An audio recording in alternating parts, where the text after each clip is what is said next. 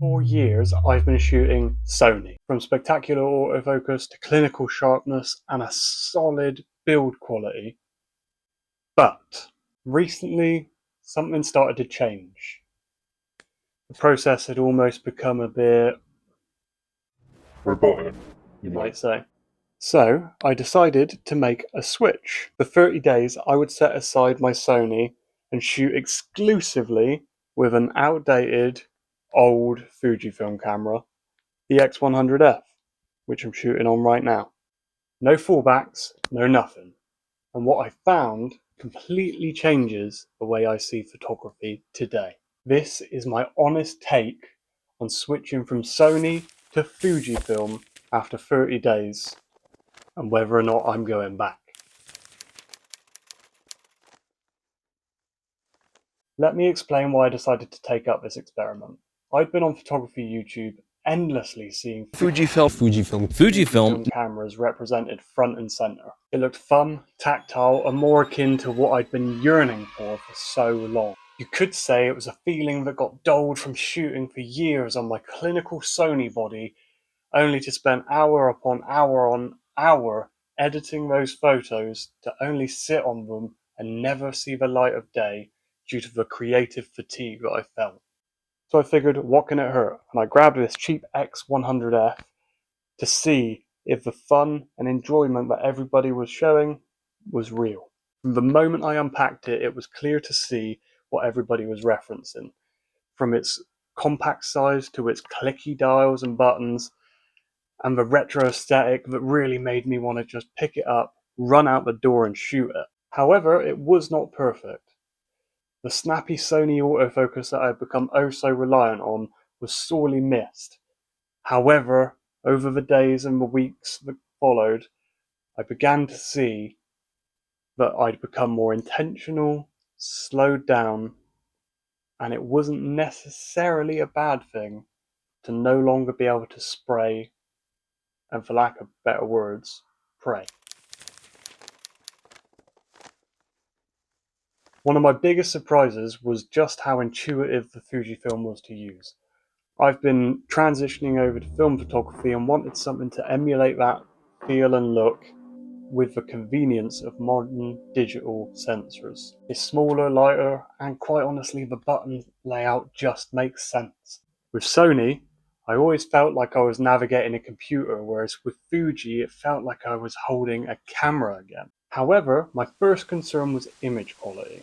When I first landed upon this Sony, I'd upgraded from an old clunky Nikon camera, and it was a massive upgrade to supersede that with the Sony a7 II. A massive full-frame sensor that allowed me to throw everything out of focus behind my one and only subject. It had made me come to rely on this computer with a shallow depth of field and some good glass in front of it, which after picking up the Fuji had become apparent was becoming a hindrance for me in developing my photographic style. By returning to APS-C, it forced me to play with light, close down the stops, and get more in focus to share with, well, my mum, essentially. And speaking of glass, as I did before, many people reference APS-C as being cheaper and more affordable with glass, and for me, quite honestly, that was never an issue, especially with a fixed lens camera like the X100F. But even in general, with that broken X Pro 3 I've got downstairs, it's a habit, I know. The glass I've always shot on are nice, cheap and affordable full frame lenses. I've got the 28mm and the 50mm Sony, basically entry level lenses. And quite honestly, the shots I've got out of them, I think you would be hard pressed to tell me didn't come out of a more expensive G Master lens. So let's break it down.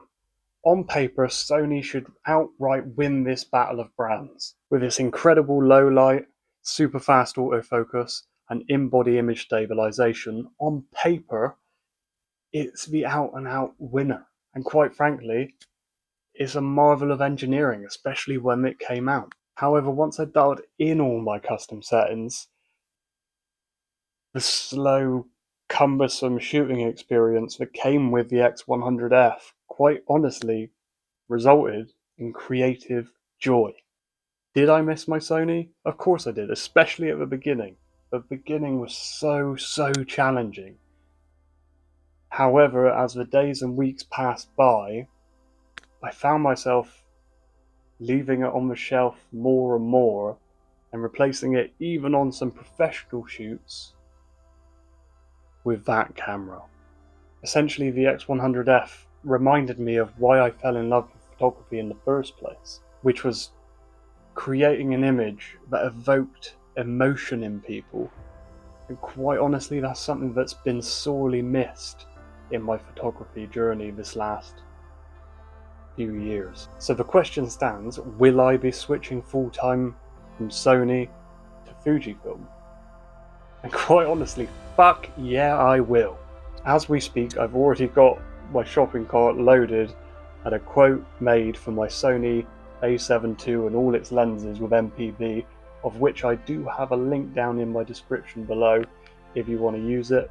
This video is not sponsored, but that is an affiliate link if you want to throw a bit back to me and save 10% on your first purchase too. But here's where I want to hear from you. Are you a Sony shooter thinking of going to Fujifilm, or are you an out-and-out Sony fanboy who's never going to leave because of all the pros that, quite frankly, I decided to leave behind? Then drop your thoughts in the comment section down below, and let's try to keep it somewhat cordial, even if it does get a little bit fiery. You know how we photographers can be when it comes to camera brands. And whilst you're down there, if you wouldn't mind and you enjoyed this video, drop me a like. Wouldn't hurt to hit the subscribe button as well. And with that, I'll see you guys next time.